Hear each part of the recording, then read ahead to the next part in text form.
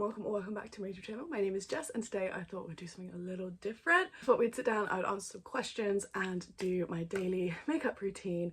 This camera angle is slightly unflattering and I've also had to have the biggest, brightest light put on because it is winter in the UK. I know lots of girlies put the headband on. I put my glasses on top of my head to keep my hair out of my face whilst I do my makeup. Let's get started. For primer, I like to use either the Bobbi Brown Vitamin Enriched Face Base, or I have recently started trialling the Invisible Flawless Poreless Primer by Charlotte Tilbury. This also has SPF 50 in, which personally I really like because that means I don't have to double layer my primer and SPF. I've already put my SPF on today, so we're going to use the Bobbi Brown. The Bobbi Brown was gifted to me at Christmas. I really like this though. It has quite a strong scent though, so be very careful if you're scent sensitive. My skin normally is, and I was very hesitant to try this. I first got it for Christmas in 2024, so I was very hesitant to try it because of the strong scent, but my skin doesn't seem to react to it. It is quite like a perfumey scent, like very like florally perfumey, which I'm not, to be honest with you, I'm not the biggest fan of the scent, but it does go away once you kind of like rubbed it in. You can't smell it all day sort of thing. My first question that I keep getting asked is, when did you move? Have you moved? Your house looks different. Yes, we bought our first ever house in February of 2025, so it's coming up to having the house for a year now. We are absolutely obsessed with it. We're so happy to be homeowners. We're both relatively young still, so we feel like we've made the right choice.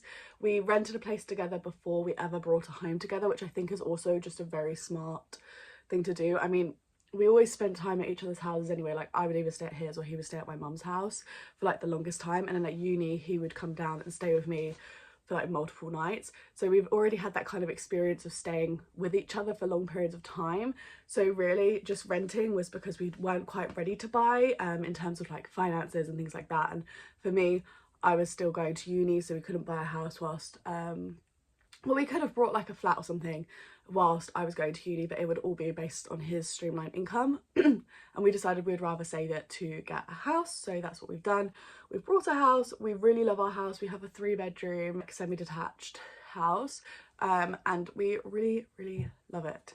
It's been really nice to have our own space. I will say the one thing that we are struggling with is we're trying to do quite a few projects whilst we're living here. So like the kitchen at the moment, you would have seen in a past vlog that's going up before this video, the kitchen is kind of a mess. Like, there's no way to politely put that.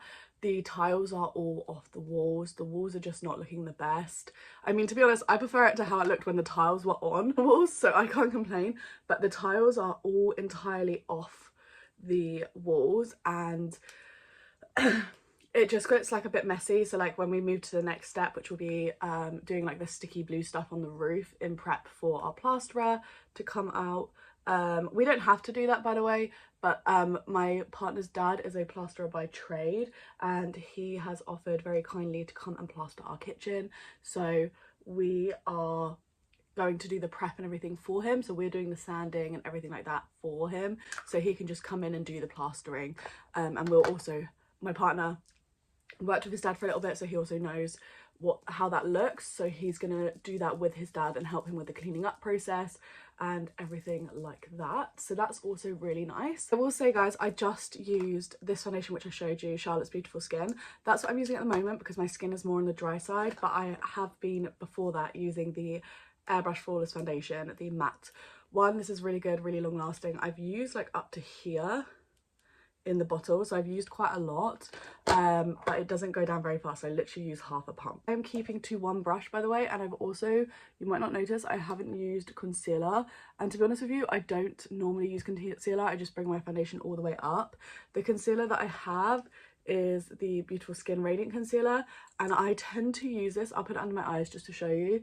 I tend to use this when I don't have time in the morning, so if I'm really rushing, then I won't use the foundation. I will prime, and then I'll use concealer under my eyes and on some blemishes that I want to conceal, and that is literally it. That's me done. This concealer is a shade lighter than my skin colour, but I'm glad that I did that. At first I was like, oh god, why have I done that?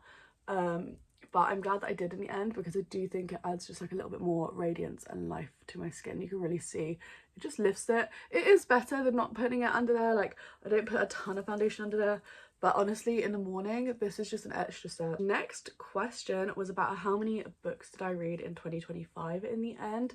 So you guys didn't see any really of my reading from 2025, but I read 79 books. It was kind of unsatisfying to me because I was like, oh, if I could just get to 80 then it's a nice round number.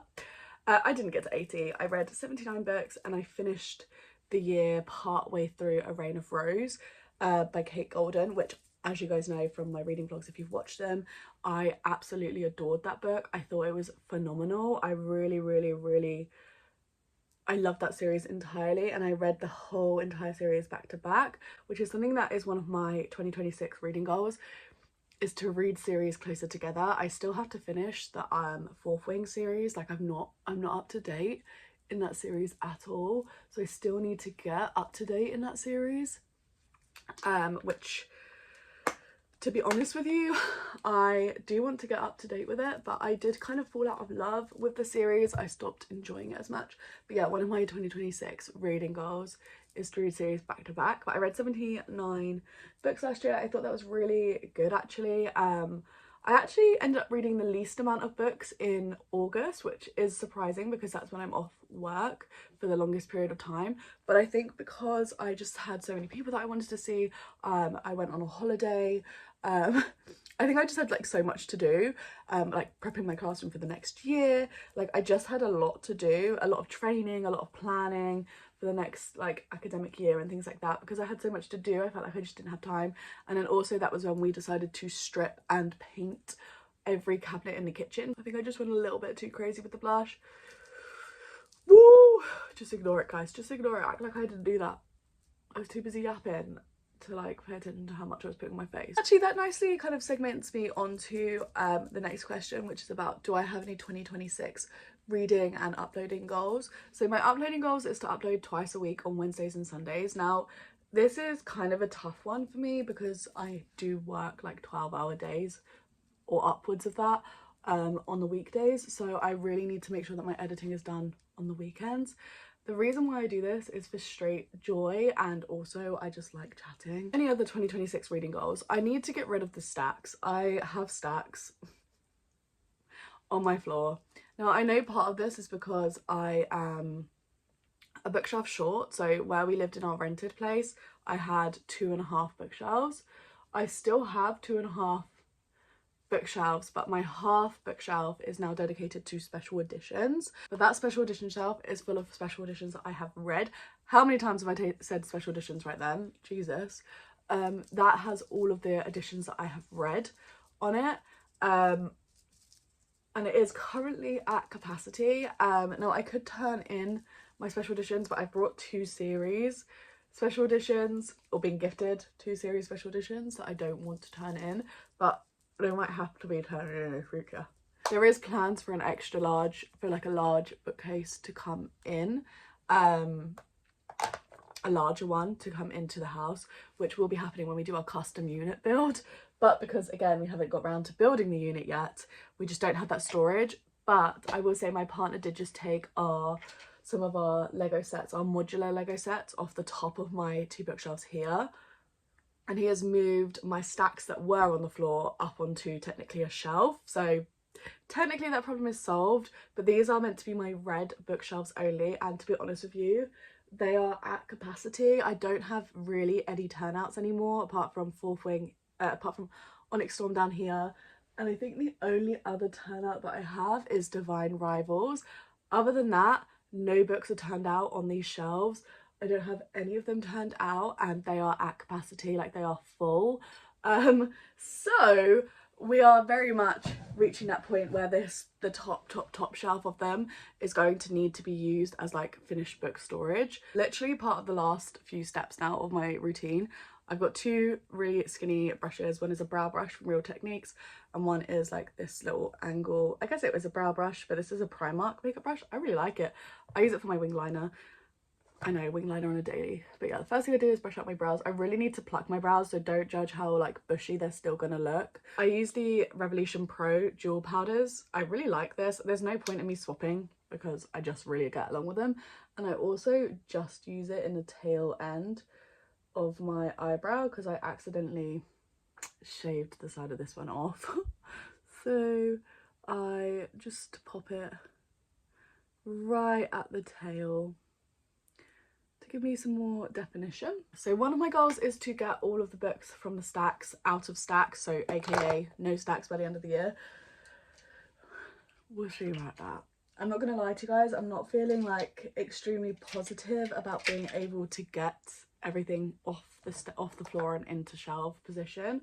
I think like once we build the unit, that's probably when it's going to happen, but I will have unread books then on my shelves. So yeah, that's just something for me. I guess that's just something for me to be aware of. Like I probably will have unread books on shelves, but once we build the new shelf, then the stacks will probably be gone. One of my other goals for the year, which is going to sound a little bit weird, is to just DNF books I'm not loving. Like if I feel like I'm going to have another freestyle read and I'm not really enjoying it and I don't really think I'm going to want to buy a physical copy or want to keep it, to just stop reading it.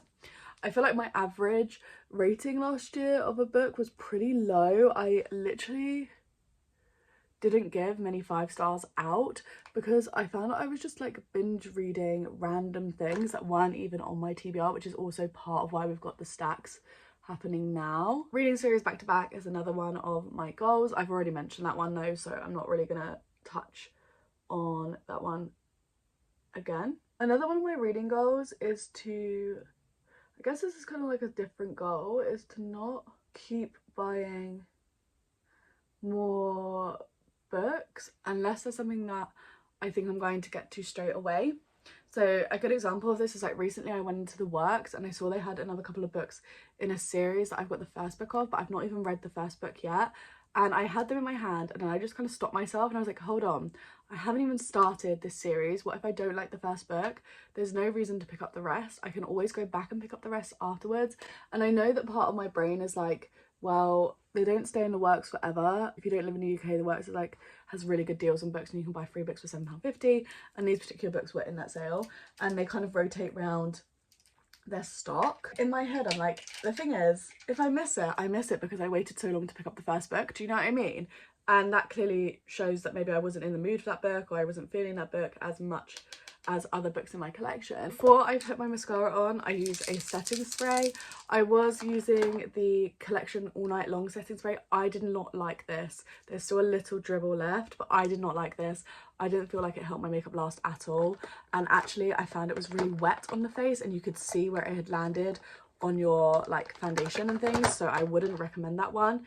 So yeah, nothing really compares to this one in my opinion, because it has a very interesting like matte, like powdery finish, and it doesn't look powdery. What I mean is it's got this like powder, I forgot what it's called, it's got a, oh I forgot what the lady said, it's like got like a powder ball in it and it basically helps set your face and last all day. And this, I've never felt a setting spray that feels similar to this on my skin, so I can't give you a recommendation outside of this one. This is the Airbrush Flawless Setting Spray Matte Blur version. Last but not least, I have my mascara, which is the Bobbi Brown Smoky Eye Mascara. I'm going to put on in a second. I'm just going to wait for this to set a little bit. I'm currently listening to Bury Our Bones in the Midnight Soil, and I've actually really enjoyed it. It's definitely very different of a genre for me, but I really liked Addie LaRue by V.E. Schwab.